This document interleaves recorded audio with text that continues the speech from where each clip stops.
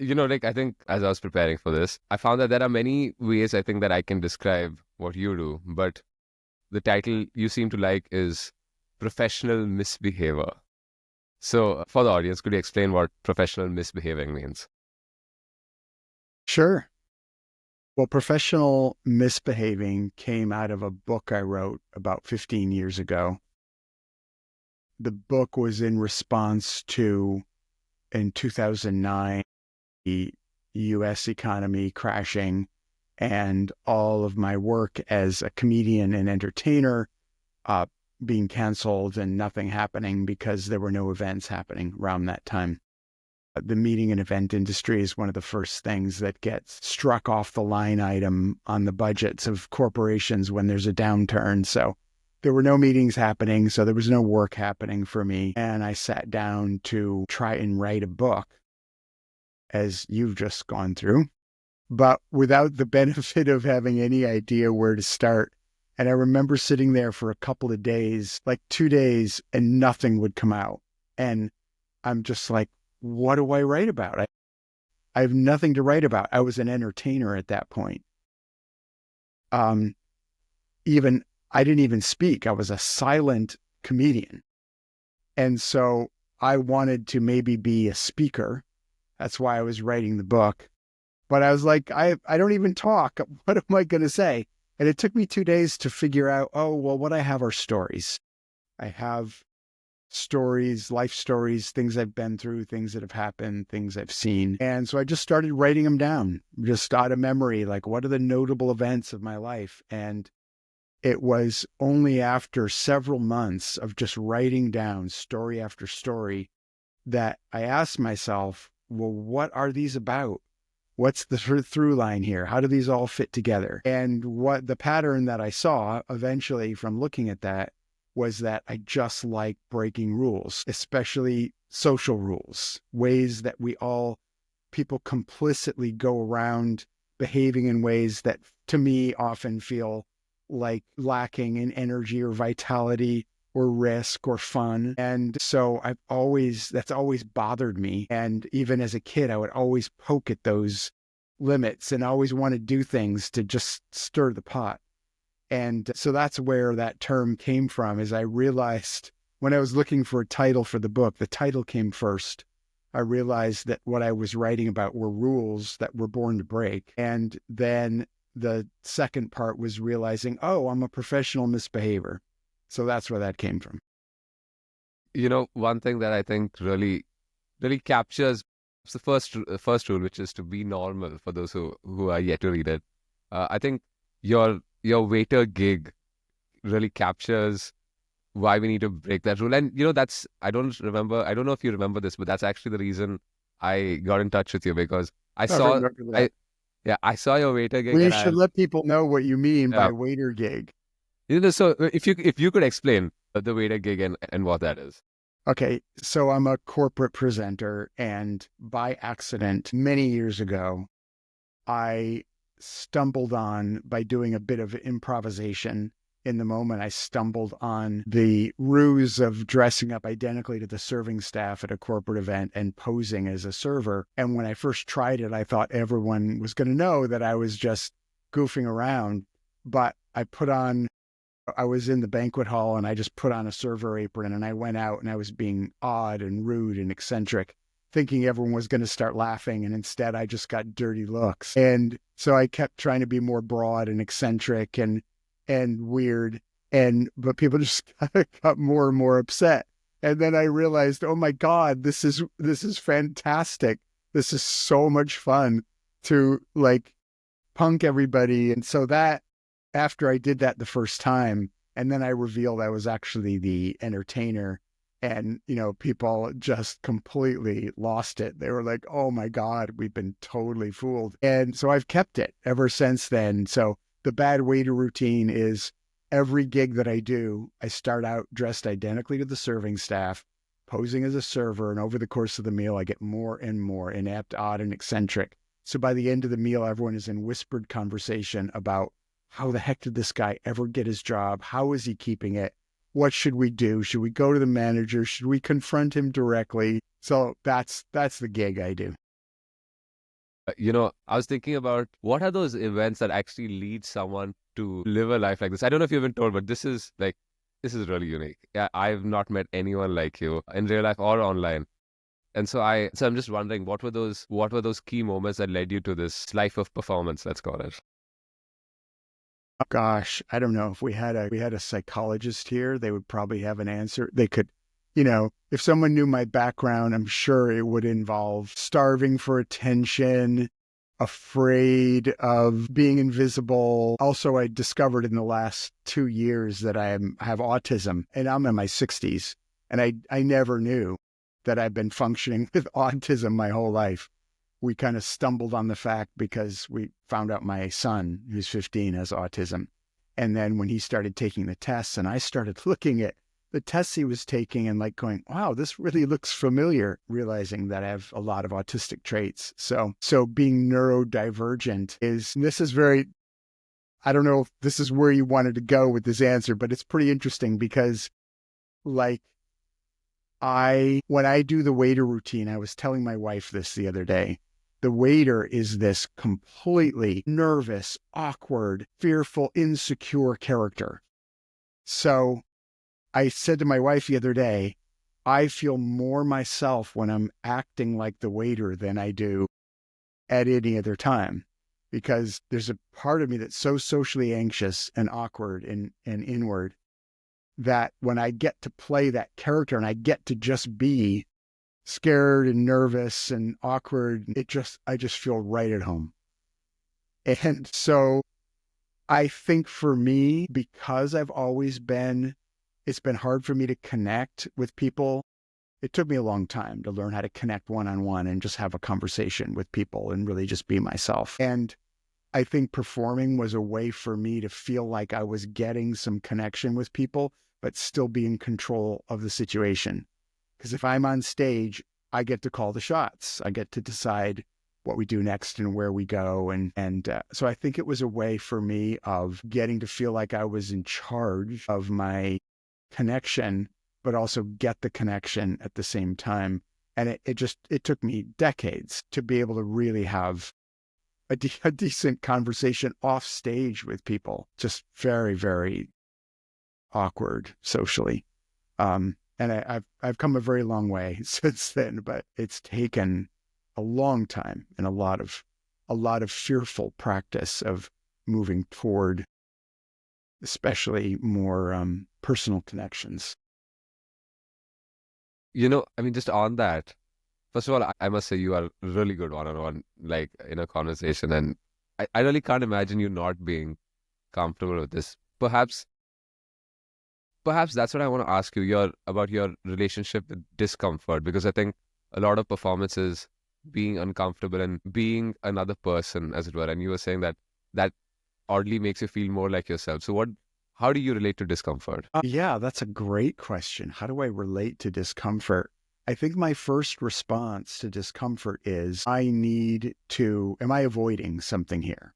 Because often if I presume you're talking about emotional discomfort. So if I'm emotionally uncomfortable, I'm like, okay, what am I afraid of? What am I avoiding? Because usually the best way out of that is to move toward the thing that is making me uncomfortable. And it's not comfortable in the moment to move toward it, but ultimately it's, I've learned over a long period of time, it's in my best interest to actually move toward the thing rather than avoid it, because that just makes my anxiety worse. So I would say discomfort I don't like it and it makes me want to avoid. But I've just learned over the years that my best bet is to move toward whatever that is, because otherwise I'm just going to be more uncomfortable in the long run emotionally. You know, with performance, at least whatever little performance I've done, plays in school or things like that. I remember being really it was nerve-wracking to say the least. And with something like what you do, performing like keynote speeches. Yeah, good. Let's talk about keynote speeches, because from what I understand it, you're just given like the context and you adapt personal stories from your life to fit that context. So could you describe the process of how you work for a keynote speech? Yeah, well, so I'll do keynotes for corporate events or associations, nonprofits, whatever the organization is that needs a speaker. And once they decide, yes, we would like you to present, it's a process of having a conversation with the stakeholders of the meeting who are part of the organization to say, okay, what's going on? Why are you having this meeting? What do you hope the outcomes will be? What are the issues and struggles that you're dealing with right now? What are the guests facing? What are the challenges that they face on a regular basis? And it's getting that information up front that allows me or any speaker the opportunity to tailor a message that will serve them. That will be something that's useful to them to hear, or inspiring, or educational. And it's a very creative process because there's two parts of it. One, I spend a lot of time making inventory of my notable life experiences. When things that have happened in my life, or when things happen currently, I take note of them. And I'm like, oh, there's a story in here. And all good stories have four basic parts. They have a problem, they have people or characters in them, they have a place, and they have a perspective. And so for any story, if you right away let people know, what's the tension or what's the conflict that was present here, then you introduce the characters. Who are the people that were involved? And really show something about who these people really are. Then paint the scene. Where is this happening? What are the smells? What are the smells, textures, sounds, sights? Where am I? And then lastly, perspective. Usually when there's some kind of tension or conflict that's present in a circumstance, and if you stay with that circumstance, what comes out of it is some form of transformation. So there's a learning that happens if you stay in that circumstance. I'm sure your book is full of these, where your encounters in the wild, where you don't run away, or you can't run away and you have to deal with some sort of situation or encounter. But then what happens on the backside of that is whatever voice was present in the conflict that was saying, this is terrible, or I need to run away, or this is impossible, or I'll never get through this. On the backside of that, there's a learning. There's some sort of insight into, I see that it was actually a good thing that I stayed with this, or there was a solution that was unexpected, or I learned that I'm more resilient than I thought I was. So when you touch on all four of those parts of a story, people are moved and inspired by that. When we speak from our own life experience, it makes us credible. It makes it easy for people to connect with us. There's empathy. There's a sense of authenticity for the people who are on the receiving end of the story. They're like, oh, this person is really sharing something real about their life. So stories are just the most powerful way to communicate. We literally think in stories. Like neurologically, other human beings are designed to look for the story in whatever we're saying. And even those four parts that I named, I discovered this when I was doing some research on just background on our neurological makeup.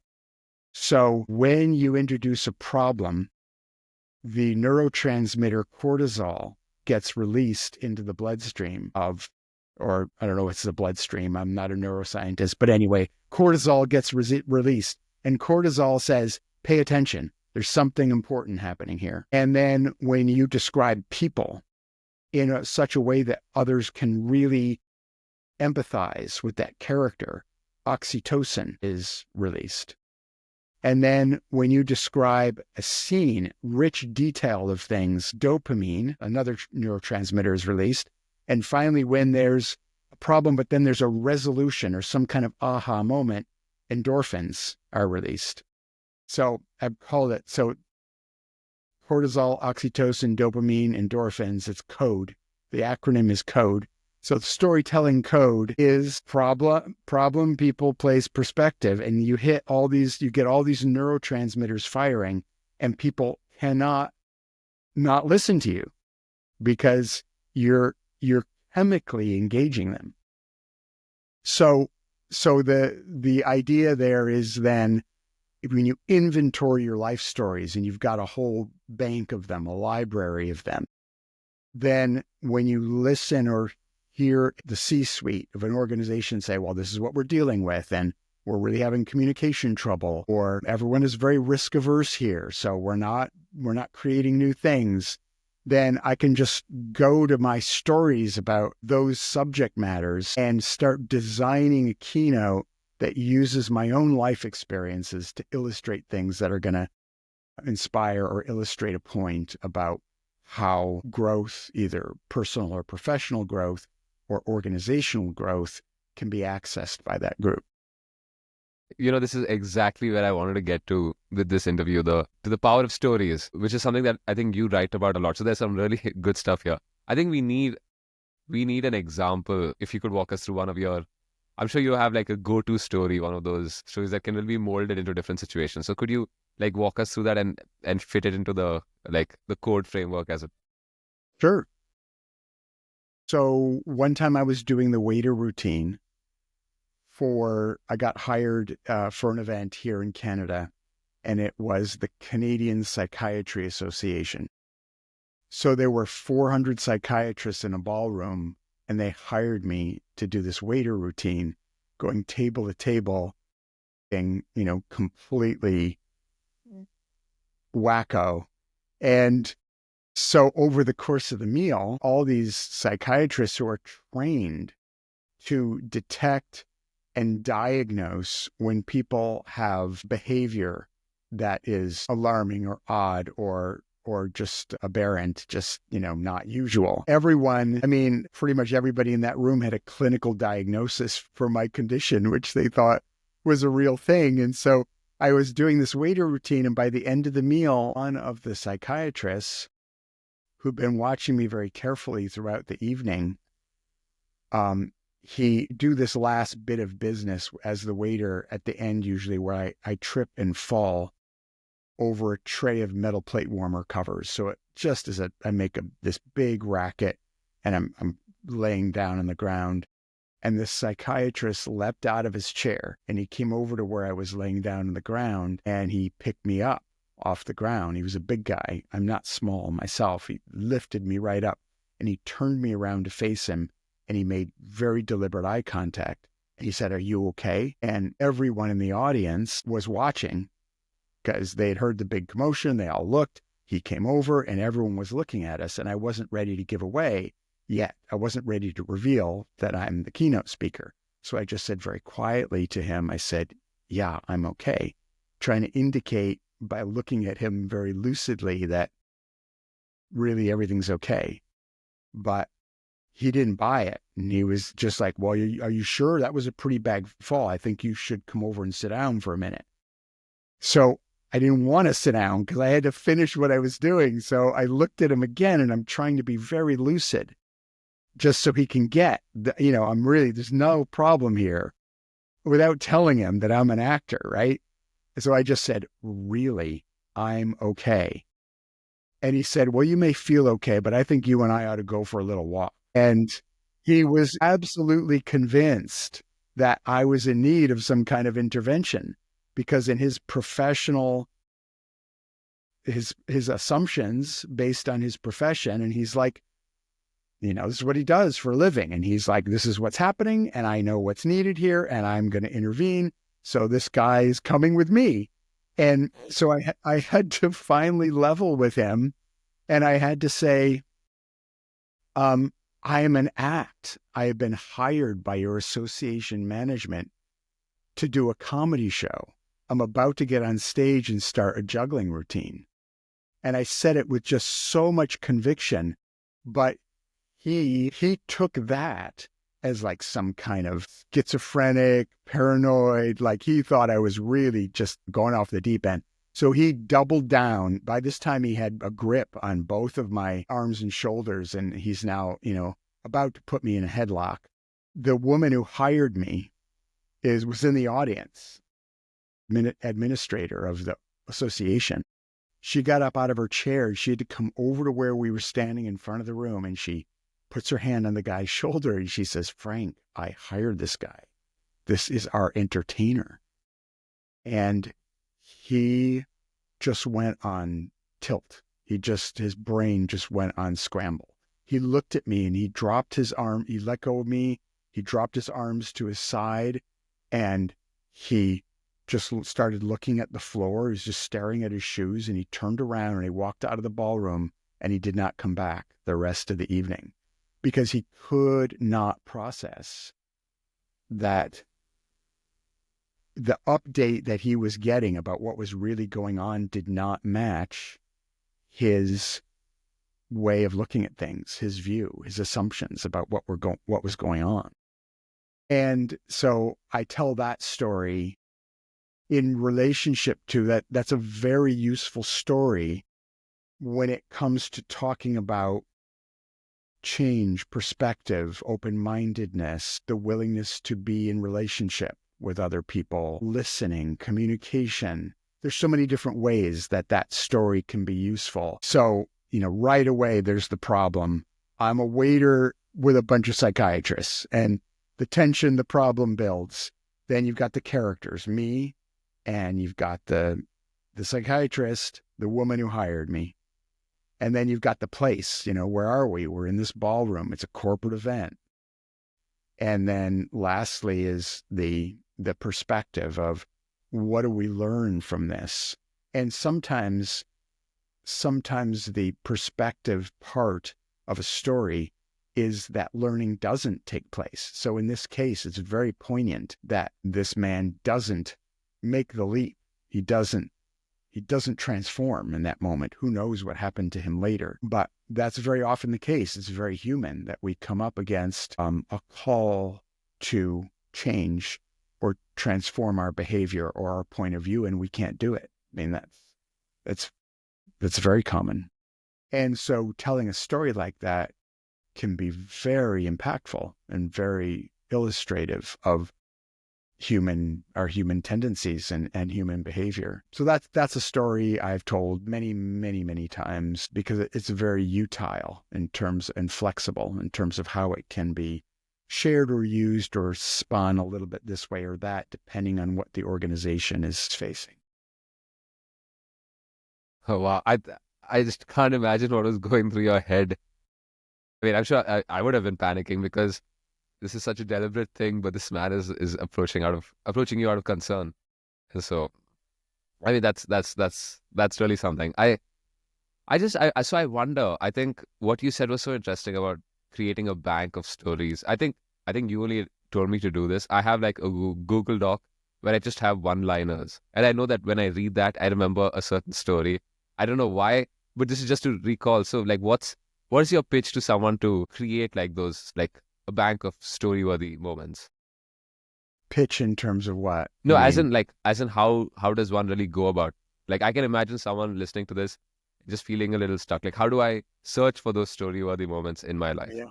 Yeah. Well, I actually this year spent about 5 months developing and building an app to do exactly this. And so you can do it just the way you described, you can do it very simply, just like you've got a Google Doc with a line in there just to remind you, jog your memory.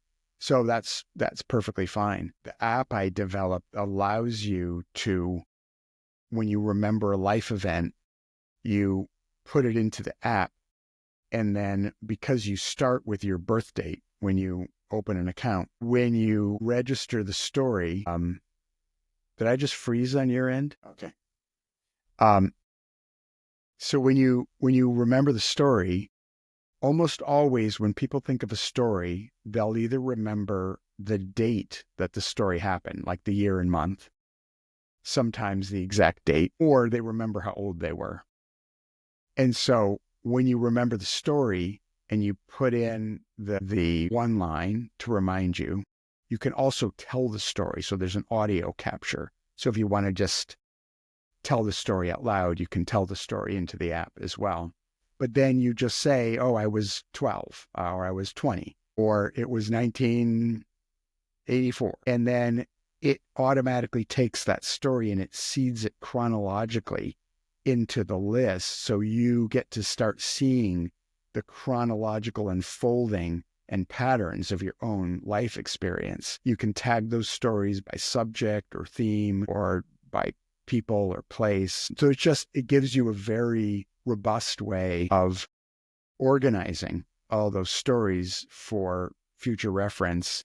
And you can search on them, or just browse the list and see, just get to see, oh, but this is the order that things happened in.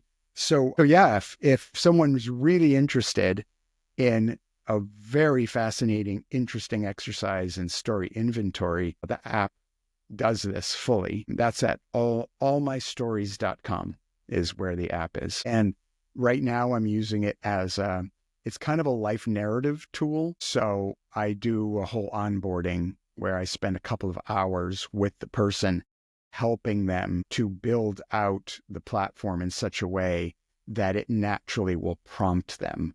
So there's categories and there's collections. So by having a conversation with the person, we actually seed it with categories and collections that helps them in future kind of remember all of these life events. I could have really used this in the whole book writing process. Right. I'm sure when you wrote your book as well, especially since your book is about the power of storytelling and breaking those rules, like I had to do this, journaling of sorts, where you're really trying to understand which event happened before and what story takes prominence, which is another thing I really struggled with, like choosing between your stories because they're all your experiences. And I'm sure, like, how do you do that? How do you decide that this story is stronger and therefore should be talked about, whereas this could perhaps be left by the wayside? I try a lot of different ones. I don't actually know that until I tell them. And when I've told them a couple times in public, you get a sense of what stories really resonate with people and really work in different environments. Like, some stories will work better in writing, others in telling. It's just a matter of experimenting with them and finding out what lands with people.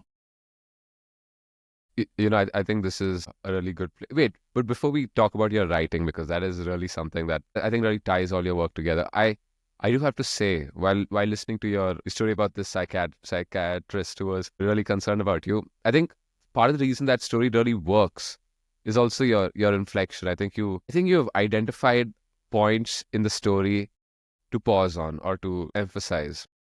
And I just wonder, is that a deliberate, like, how have you crafted the delivery of that story or stories in general? I don't know. I don't know the answer to that. I mean, I've been doing it for so long. I would say if I had to give an answer, it's by paying attention to the audience.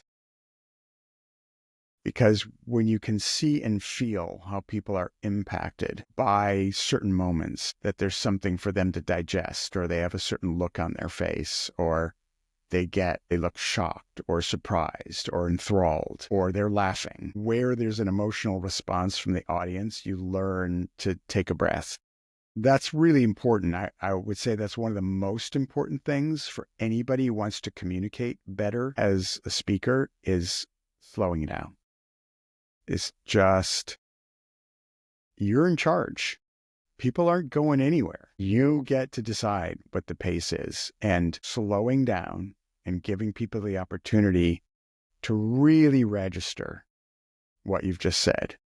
Or if there's something that you feel is very important and you say it, and then you get to just sit there and take 3 seconds and let it sink in. And people really appreciate that. It signals a kind of authority. And the more you rush when you speak, the more people feel it gives off the sense of nervousness or not being in charge. Like, oh, I have to rush through this because people don't really want to hear from me, or they're going to get bored, or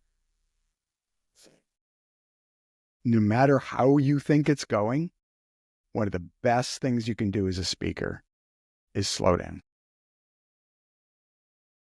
Wow. Wow. That really hits. I think anyone, even just performing in general, I can, at least I speak for myself, would want to get it over quickly. Like there's that what they call it, stage fright. Yes, stage fright is the term. So I love that. Let's talk about your writing, because that's correct me if I'm wrong. Writing weekly is is something that you have started more recently compared to your speaking. Is that right? Yeah. Yeah. Yeah. I've Okay. been speaking for a long, long time. The writing has been um, about 4 years, 4.5 years when I started blogging, posting in earnest.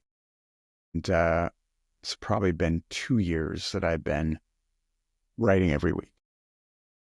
I think of your newsletter as the weekly dose of the importance of storytelling. Let's put it that way.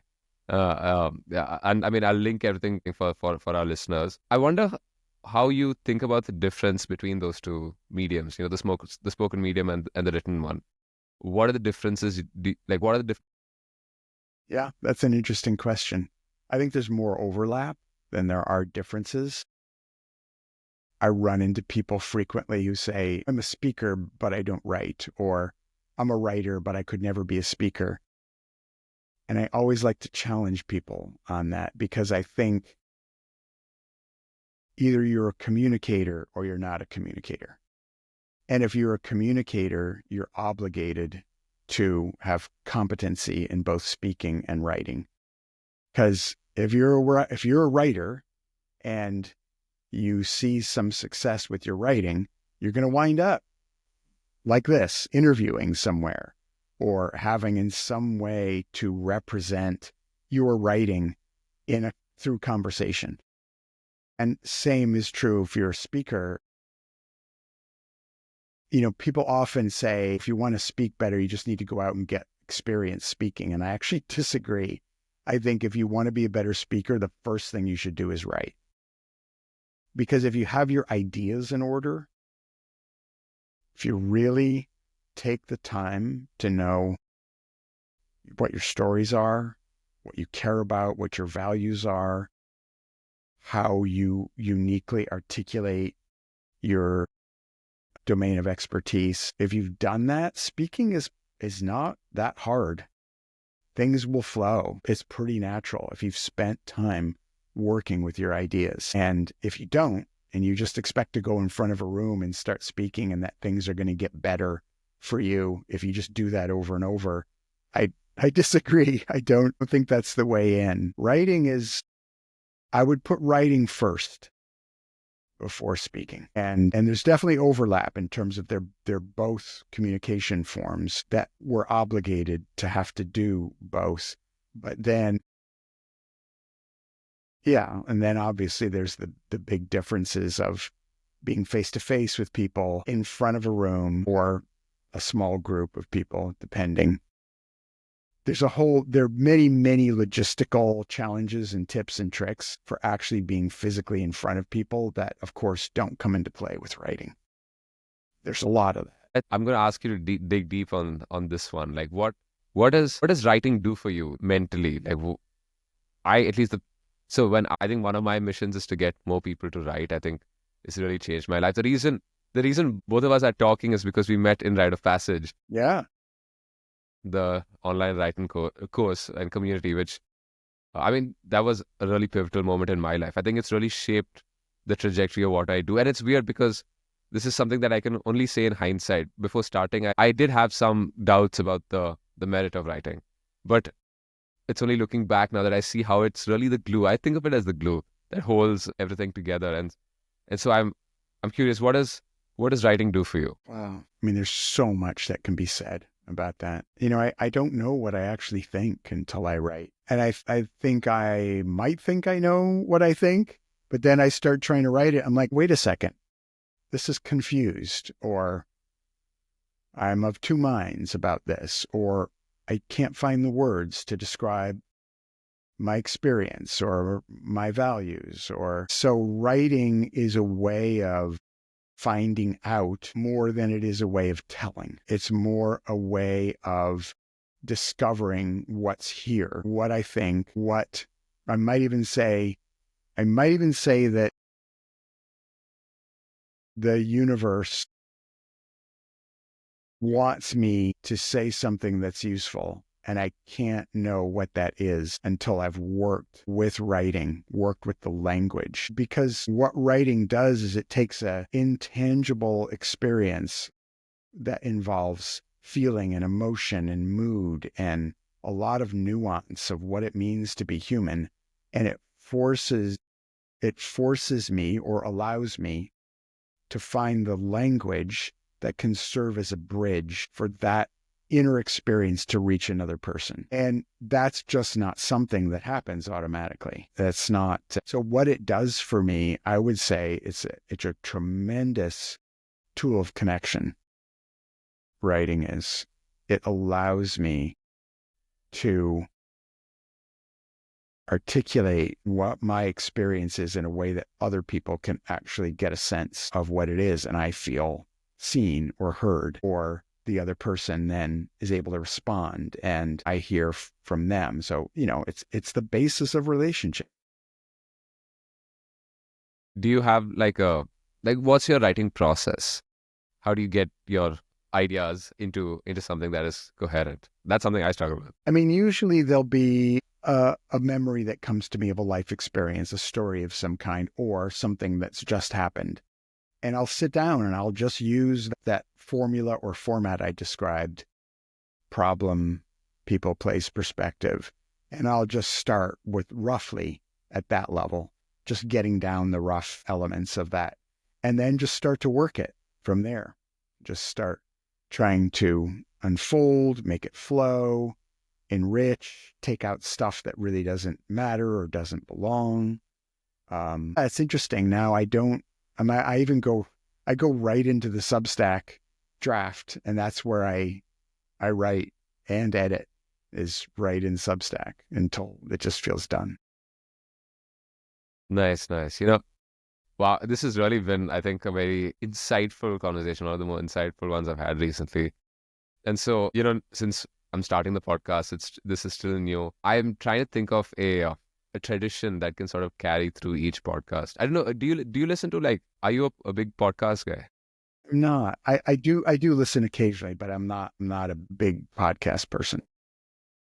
So there's this one podcast where it's called The Diary of a CEO. It's a very famous one where the tradition is that the guest leaves a question for the next guest without knowing who they are or what they are, and then they answer the question that was left for them, which I thought was that's such a brilliant way of doing things. Obviously, I'm not going to copy, but right now, what I thought as the ending question, something that I thought of, what is something that you could write on billboards across the world? Like, say you had access to every billboard on every highway or on every road in every city. What is the message that you would write over there for the world? That's cool. I like that question. If I could write, so what do I get? How many words? You can take this however you'd like. Okay. Well, this is just coming up because it's something I'm thinking a lot about right now. If right now someone said you have this opportunity, you need to decide in the next 5 minutes, I would say I would write in the billboard 6 words. And the 6 words would be, you have permission to be afraid. Oh, okay. I knew I said that was going to be the last question, but you have to explain that. So there's some stuff that why? Okay, why? But it's just on the billboard. I'm not going to be there to explain it to people. It's just going to sit there and people are going to go, what? I mean, I want to write about this because I think it's the number one thing. People think they need all sorts of things for success, or say if you're a writer. I think there's only one thing that we all need, that's permission to be afraid. And we don't give ourselves permission to be afraid. We think that's a bad thing. I shouldn't be afraid. I shouldn't do anything that makes me feel afraid. That means I'm moving in the wrong direction. And I think if we gave ourselves permission to be afraid, it's okay. It's okay to move towards something, or it just gives you permission to fully live if you give yourself permission to be afraid. I think we'll let that ruminate with the listeners. Thank you. Thank you for your time. Thank you, Ishan. Always a pleasure to speak with you. Good luck with all of your stuff and hope maybe we could do it again sometime.